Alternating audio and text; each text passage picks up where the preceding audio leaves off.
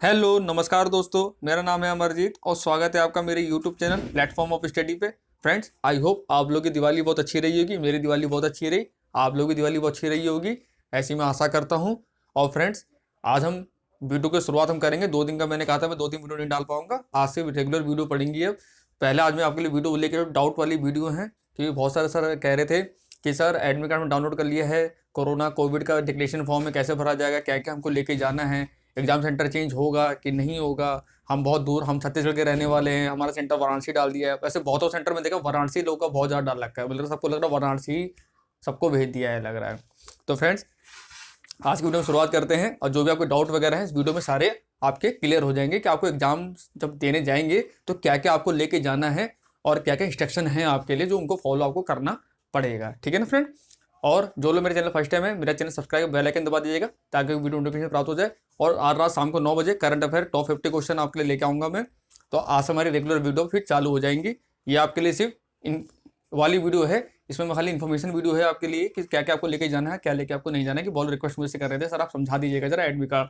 तो एक दोस्त ने अपना एडमिट कार्ड मुझे भेजा है, पहले तो उनको बहुत बहुत धन्यवाद। ये वो हैं श्रीकांत चौधरी हैं, एक सब्सक्राइबर हैं मेरे, उन्होंने ये मुझे एडमिट कार्ड भेजा है अपना। तो उनका और डेटा तो मैंने हाइड कर दी है, तो यहाँ से मेरा एडमिट कार्ड आपका शुरू हो जाता है। तो देख लेते हैं, इनका सेंटर तो पहले पड़ा हुआ है DAV senior secondary public school, Anpara thermal power project near Shiv Mandir, Anpara Sonbhadra, Uttar Pradesh. तो ये सिंगरौली के पास में ही है, ज़्यादा दूर इनका सेंटर नहीं पड़ा है। और इनका रिटर्न एग्जाम है, ये है ड्रिल ऑपरेटर के, इनका एडिशनल एग्जाम कोई नहीं है। और इनका रिपोर्टिंग टाइम है 8:30 से 10:30 बजे 29 तारीख को। और कॉमन रिटर्न पेपर होगा 11 बजे से लेकर 12:30 बजे तक, जो 90 मिनट का पेपर है आपका ये होना है। तो इनका ये तो क्या सेंटर अभी नीचे आता है कोरोना वाला। इसमें बहुत लोग पूछे थे सर क्या करना है, वो कैसे भरना है, कैसे क्या करना है, समझा देता हूँ मैं आपको ये। और बाकी यहाँ पर आपको साइन वगैरह करने हैं, आप साइन वहीं करेंगे आप अपने। यहाँ पे लिखा है सेल्फ डिक्लेरेशन अंडरटेकिंग रिगार्डिंग कोविड-19। ये सेल्फ डिक्लेरेशन फॉर्म है, इसको आपको भर के ले जाना है कि आपको कोरोना वोरोना है, जो जैसे पूछे गए हैं आपको डिटेल भरनी है। अगर कुछ नहीं है तो आपको ब्लैंक छोड़ दे रहा है।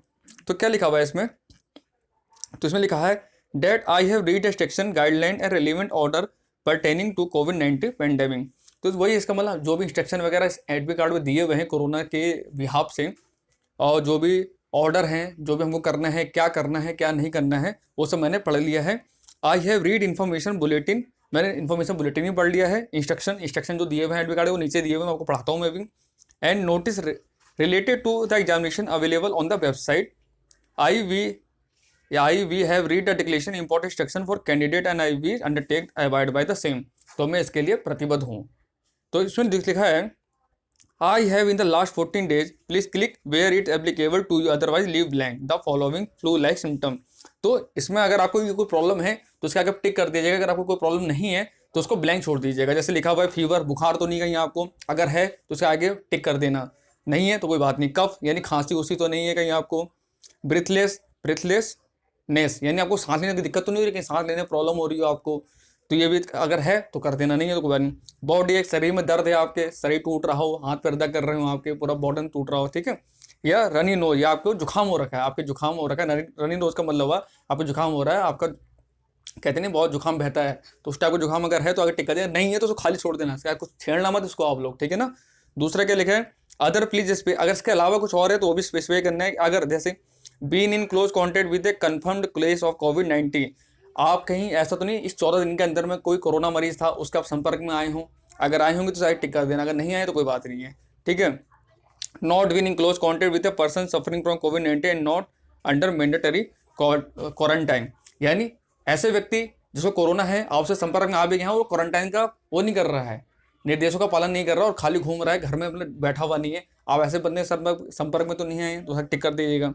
Travelling the following cities country in last 14 days period to arrange centre, आप सेंटर से, अब जैसे 29 को एग्जाम है आपका, वो 29 तारीख को अपने सेंटर पे पहुंचेंगे, उससे 14 दिन पहले अगर आप किसी ने देश की यात्रा करी है, कोई विदेश गया था या कहीं ऐसी जगह पे गया था जहां कोरोना रेड अलर्ट है, वहां पे अगर आप गए हैं तो वहां पे नाम दर्ज कर दीजिएगा, first city, second city, third city, कब गए थे, कब आए थे सेंटर सिटी पे, ये सब डाल देना आपको, नहीं है तो छोड़ देना इसको, आपको ज़्यादा कुछ नहीं करना। नीचे लिखा कैंडिडेट सिग्नेचर, वहाँ पे अपना सिग्नेचर आप कर देंगे, जब फॉर्म भरते हैं जो सिग्नेचर आपने करा था वो कर देंगे। अब आते हैं यहाँ पे इंस्ट्रक्शन, ये आपको ध्यान से पढ़ के जाने हैं। इंपॉर्टेंट इंस्ट्रक्शन फॉर कैंडिडेट, अभ्यर्थियों हेतु महत्वपूर्ण दिशा निर्देश, ये आपको अच्छे से पढ़ के जाने हैं फ्रेंड। इसमें क्या होता है, पहला दिया हुआ है कि कोविड-19 के लिए एहतियात उपाय के रूप में उम्मीदवार को प्रवेश पत्र में उल्लेखित रिपोर्टिंग प्रवेश का समय जैसे ही दर्शाया गया है का अनुपालन करना अपेक्षित है। अब देखिए रिपोर्टिंग टाइम कितने बजे था, ये दिखा देता हूँ। रिपोर्टिंग टाइम है आपका 8:30 से लेकर 10:30 बजे तक, यानी 2 घंटे का रिपोर्टिंग टाइम है। 10:30 बजे तक आपको सेंटर पे हर हालत में पहुंच जाना है, इसलिए आपको जल्दी बुलाया जा रहा है। क्योंकि जानते हो क्या होगा, कि अभी तो रिसेंटली जो गया हूँ एसएससी वगैरह में देखा था, वहाँ पे क्या हुआ उन लोगों के साथ में, उनको बहुत पहले बुलाया जा रहा है। वहाँ पे उनका एक तो थर्मल स्कैनिंग की जाएगी, पहले पहले आपका टेम्परेचर नापा जाएगा कि बुखार वखार तो नहीं है आपको, ठीक है। दूसरा, आपको सैनिटाइज किया जाएगा, और 2-3 बार सैनिटाइज किया जाएगा। आप आपका बैग वगैरह जो भी को सबको सैनिटाइज करेंगे, आपके हैंड सैनिटाइज करेंगे, मास्क वगैरह आपने लेके सब जाना, वो सब दिया हुआ है इसमें, ठीक है। तो रिपोर्टिंग टाइम क्या रखना, 8:30 से लेकर 10:30 बजे तक, क्योंकि 11 बजे तक पेपर शुरू हो जाएगा आपका, आधा घंटा पहले आप पहुंच जाइए एग्जाम से। दूसरा क्या हुआ है, परीक्षा प्रारंभ होने के बाद किसी भी उम्मीदवार को परीक्षा केंद्र में प्रवेश करने की अनुमति नहीं दी जाएगी, ये तो सबको पता है। तीसरा इंस्ट्रक्शन है इसमें, परीक्षा समाप्त होने से पहले किसी भी उम्मीदवार को परीक्षा कक्ष हॉल छोड़ने की अनुमति नहीं जाएगी, यानी जब तक परीक्षा की पूरी नहीं होगी 90 मिनट की, आपको परीक्षा हॉल से जाने बाहर नहीं दिया जाएगा। आपको वहीं रहना, भले आपका पेपर 10 मिनट में हो जाए, 15 मिनट में हो जाए, लेकिन रहना आपको 90 मिनट बैठना ही पड़ेगा एग्जाम सेंटर पर अपने, ठीक है ना।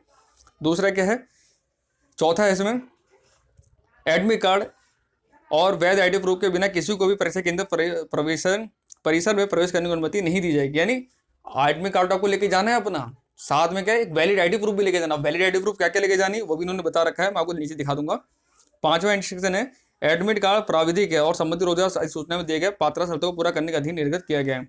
यानी एडमिट कार्ड आपको दे दिया गया, इसका मतलब नहीं कि आपकी जॉब कंफर्म होगी एनसीएल में, उसके जो शर्तें होंगी, अगर आप शर्त पूरा करेंगे तभी आपको नौकरी मिलेगी। पता लगा आपने एग्जाम निकाल लिया, लेकिन जो शर्त उसने मांगे थे एडवर्टाइजमेंट पे, आपने वो शर्त पूरी नहीं करी है, जैसे परसेंटेज होता है, कुछ मार्क्स वगैरह ऊपर नीचे जाते हैं तो वो डिस्क्वालीफाई हो जाते हैं आगे जाके। तो आप पेपर देने जब भी जाइएगा, जो आपने जिस पोस्ट के लिए आपने अप्लाई किया है, उस पोस्ट के लिए जो जो वो चाहते हैं वो चीज़ सब आपके पास होनी चाहिए, ठीक है ना। अगर नहीं है तो पेपर देने बिल्कुल मत जाना। अगर पास हो भी जाओगे पेपर में, तब वहाँ जाके आप बाहर हो जाओगे डॉक्यूमेंट वेरिफिकेशन में। और ऐसा लास्ट टाइम बहुत लोग बाहर हुए थे, मैंने उसके लिस्ट भी आपको दी थी ना, रिजेक्ट लिस्ट दी थी मैंने आपको, कि काफ़ी लोग एग्जाम निकालने के बावजूद भी वहाँ पहुँच के लोगों को जॉब नहीं मिली, ठीक है ना। अब क्या, 7वां इंस्ट्रक्शन आपके लिए बहुत इंपॉर्टेंट है, 6वां मान इतनी इंपॉर्टेंट नहीं, 7वां बहुत इंपॉर्टेंट है, कि उम्मीदवार को लागू जहाँ पीडब्ल्यू, जैसे जो विकलांग वगैरह होंगे जिन्होंने स्क्राइब की वो करा होगा, तो अपने साथ स्क्राइब ले जा सकते हैं, ठीक है ना वहाँ पे।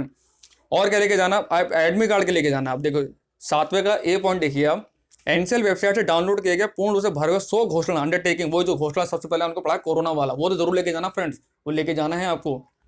और एडमिट कार्ड लेके जाना है A4 साइज पेपर पे, अपना एडमिट कार्ड लेके जाना है। दूसरा, फोटो आइडेंटिटी, सरकार द्वारा जारी किया गया फोटो पहचान प्रमाण पत्र जिन्हें बिंदु संख्या 9 में उल्लिखित किया गया, तो 9 बताया गया क्या क्या आप ले जा सकते हैं अपने आईडी प्रूफ के रूप में। फिर क्या लेके जाना, 3 मास्क लेके जाने हैं आपको, 3 जो मास्क होंगे लेके जाने हैं आपको। ब्लैक ब्लू बॉल, चाहे ब्लैक पेन हो चाहे ब्लू पेन हो, लेकिन बॉल पॉइंट होना चाहिए आपका, डॉट पेन होना चाहिए, वो आप ले जा सकते हैं। जेल पेन लेके मत जाना, ठीक है ना, क्योंकि वहाँ OMR शीट मिलेगी, उसको भरना होता है। व्यक्तिगत हैंड सैनिटाइजर, आप हैंड सैनिटाइजर लेके जा सकते हैं, ठीक है, और लेके जरूर जाना, क्योंकि इसमें आपकी सेफ्टी है। हैंड सैनिटाइजर, मास्क तो बिल्कुल लेके जाना, समझ लीजिए फ्रेंड, क्योंकि काफ़ी दूर दूर से लोग से पेपर देने आएंगे, और कोरोना वैसे बहुत फैला हुआ है, तो कहते नहीं अपनी सेफ्टी अपने हाथ में है, तो वहाँ के भरोसे मरे ना सेंटर वाले क्या करें क्या नहीं करेंगे, आप अपनी सेफ्टी का सामान खुद लेके जाना। सैनिटाइजर हो गया, अपना खुद का बोतल लेके जाना, खुद का ही पेन वगैरह लेके जाना, किसी का छूना होना मत, और सोशल डिस्टेंसिंग का वो करना, पालन करना, ठीक है ना। और व्यक्तिगत पारदर्शी पानी बोतल, देखो खुद बोल दिया, पानी उन्हीं कुछ नहीं मिलेगा आपको वहाँ पे, आप अपना खुद लेके जाएंगे। व्यक्तिगत यानी पर्सनल ट्रांसपेरेंट वाटर बोतल, तो ऐसी पानी बोतल लेके जाना जिसका आर पार दिखता हो, व्हाइट कलर की बोतल लेके जाना, और तांबू वाली बोतल लेके मत चले जाना, ठीक है ना, या प्लास्टिक की बोतल, ऐसा बोतल हो जिसके आर पार देखा जा सके, ट्रांसपेरेंट होनी चाहिए। तो ये सब आपको लेके जाना है, ठीक है ना, ये समझ में आ गया होगा आपको।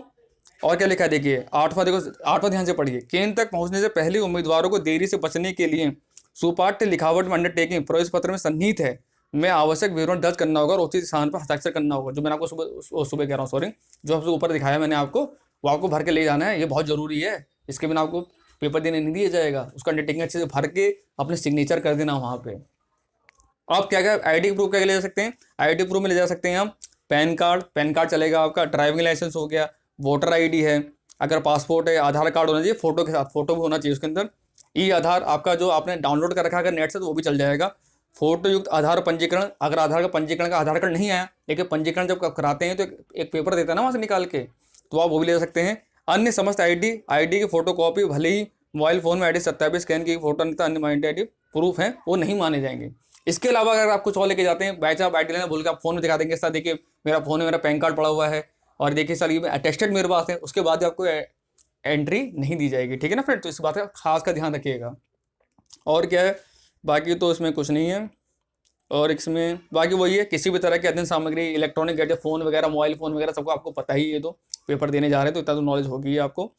और इसमें एक मैंने इंस्ट्रक्शन देखा था एसएसटी वालों के लिए, हाँ एक 19 नंबर पर दिया हुआ है, 90 नंबर पे, कि जो अनुसूचित जाति जनजाति के उम्मीदवार के लिए यात्रा भत्ता का भुगतान उनके द्वारा प्रदान किए गए पते से परीक्षा केंद्र के नजदीकी रेलवे स्टेशन तक की दूरी तो दूसरी श्रेणी के यात्री किराए नॉन एसी का भुगतान किया जाएगा।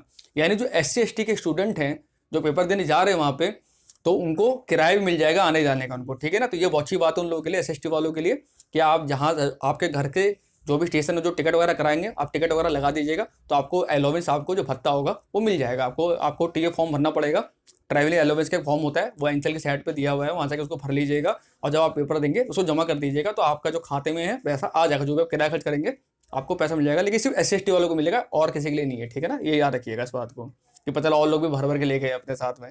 उसके लिए क्या क्या करना होगा आपको, वही दिया हुआ है, 30 किलोमीटर से कम ना, 30 किलोमीटर दूरी पे कम नहीं होनी चाहिए। 30 किलोमीटर, अब 30 किलोमीटर ज़्यादा ही होगी, सब बच्चे दूर के ही पेपर देने आ रहे हैं तो 30 किलोमीटर क्या होता है, सबका दूर का ही होगा। बाकी सब ठीक है फ्रेंड, तो ये सब आपको बताना था। और हाँ, एक दिक्कत बहुत लोगों को आ रही है, वो कह रहे थे सर हमने डंपर का फॉर्म भरा है, हमारा एडमिट का ड्रैग लाइन का आ गया, एडिशनल भी आ गया है हमारे में, तो फ्रेंड वो बहुत बुरे फंस चुके हैं जिनके साथ एडिशनल जो आ गया है ना, आप या तो पेपर ना ही दे तो बढ़िया उनके लिए। क्यों? क्योंकि आपने फॉर्म भरते समय गलती कर दी है, फॉर्म भरते समय गलती आपने कर दी कि आपने आईटीआई भी शो कर दिया है वहाँ पे, और ये दिक्कत आपके साथ हो गई है। अब आपको जो एडमिट कार्ड आ गया है वो ड्रैग लाइन का एडमिट कार्ड आ गया, मैं देखा बहुत लोगों ने कमेंट कर रखा है, बहुत दिक्कत होगी उन लोगों के साथ में, तो उनका कुछ नहीं हो सकता है फ्रेंड। और दूसरा एक क्वेश्चन वो लोग कर रहे थे, सर हमारा परीक्षा केंद्र बहुत दूर पड़ गया कि हम चेंज कर सकते हैं, तो ऐसा कोई प्रावधान है ही नहीं फ्रेंड। जो एक बार आपका एडमिट कार्ड में लिख के आ गया तो आपको पेपर देने वहीं जाना है, अब वो आपके ऊपर है, आप जा पाते हैं पेपर दीजिए। अब ये मतलब नहीं है कि मैं वेस्ट बंगाल में रहता हूँ मेरा सेंटर वाराणसी डाल दिया, मैं छत्तीसगढ़ का हूँ मेरा सेंटर वाराणसी डाल दिया, तो ये हेडक आपकी ही है। अब पेपर देना है फ्रेंड, अगर आपकी तैयारी अच्छी है तभी तक दूर पेपर देने आइएगा भी, मैं तो यही कहूँगा आपसे। अगर आपकी तैयारी बिल्कुल नहीं है और टाइम पास के लिए बताइएगा इतना दूर, क्योंकि रिस्क भी है, कोरोना काल चल रहा है, इससे पेपर देने वही लोग जाएं जिनकी तैयारी बहुत अच्छी है और जो एग्जाम निकाल सकते हैं अपने, जिनको भरोसा है कि हाँ मैं एग्जाम क्रैक कर सकता हूँ और मेरी तैयारी बेटर है। और जिनकी तैयारी नहीं है तो एग्जाम देने ना ही जाए, वो इस बार स्किप कर दें फॉर्म को, अगली बार फिर भरिएगा और अपनी तैयारी करिए, इसी चीज़ की तैयारी करिए, इसके फॉर्म आते रहते हैं, हर 1-2 साल में फॉर्म आते रहते हैं इसके, ठीक है। तो मैं तो यही सलाह दूंगा आपको। और दूसरी बात क्या है, एग्जाम सेंटर चेंज नहीं होगा, और जिन का एडिशनल भी लिख के आ गया एडमिट कार्ड में वो बहुत बुरा फंस चुके हैं। इसलिए कहता हूँ ध्यान से फॉर्म भरने से पहले एडवर्टाइजमेंट जरूर पढ़िए कीजिए, कोई भी फॉर्म भरिए उसका विज्ञापन जरूर पढ़िए तभी फॉर्म भरिए, नहीं तो कहानी से गड़बड़ हो जाती है। अब बताइए आपने अगर तैयारी भी करी होगी 3 दिन से, वो तैयारी आपकी व्यर्थ तो नहीं हुई, फिलहाल तैयारी कहीं बेकार नहीं जाती है, आप अगली बार की तैयारी कीजिएगा, क्योंकि अगर पेपर देने जाएंगे भी आप क्वालिफाई हो जाएंगे तब भी आपको कोई फायदा नहीं, क्योंकि जो फिर डीएल वगैरह जो मांगा होगा वो आपका होगा नहीं, हैवी वाला, ठीक है ना।